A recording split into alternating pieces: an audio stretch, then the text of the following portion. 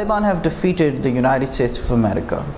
The debate is still on whether the defeat was caused by the incompetence of the Afghan forces or whether it was caused by some under-the-hand deal that the Taliban had with the United States of America. Seeing the swiftness with which the Taliban have taken over Afghanistan, it seems somewhat evident to certain scholars that there must be some deal done with the United States of America.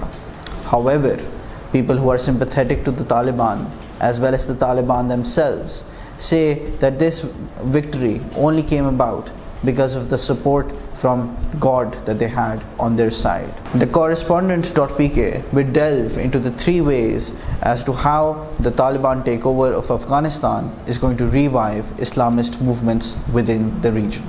First, Islam is the solution to counter Western modernity. This belief has been legitimized, and now everyone will think the only way to counter American interventionism and cultural hegemony is to Islamize society, cultural discourse, and political order. At this moment, the Taliban are likely to get funding from the US, China, and some other countries, which will potentially reinforce the beliefs. Implementation of Sharia in Afghanistan helped the Taliban stabilize a failing economy and a collapsing society. Similarly, Islamists firmly believe that the only way to fix backward economies, revisit anti-science approaches, and end political authoritarianism is to implement Sharia. Secondly, God helped the Taliban defeat not one but two superpowers.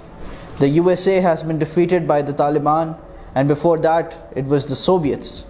People are going to look at that and think God is on the side of the Taliban and then endorse their ideology. Resultantly, a Talibanized political order seems to be in the offing. For example, a ban on co-education, consumption of alcohol, and free speech are considered ideal principles of an Islamic society.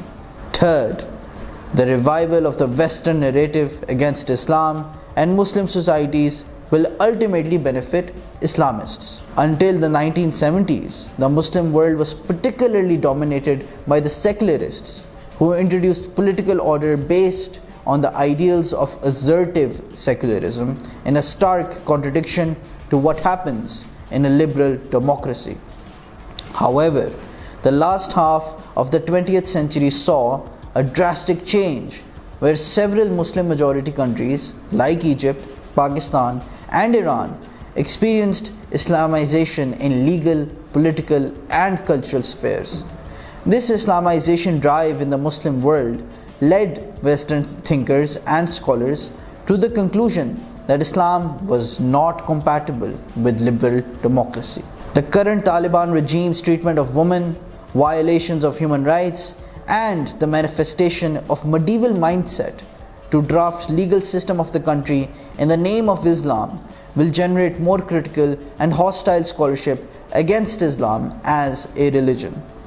This anti-Islam scholarship and media coverage in the West will ultimately help conservative ulama and Islamists to present the religion as a political doctrine to counter the Western political narrative. Hence, for all of the reasons mentioned, we feel that there is going to be a legitimate trend of supporting the Taliban rising within the Islamic world.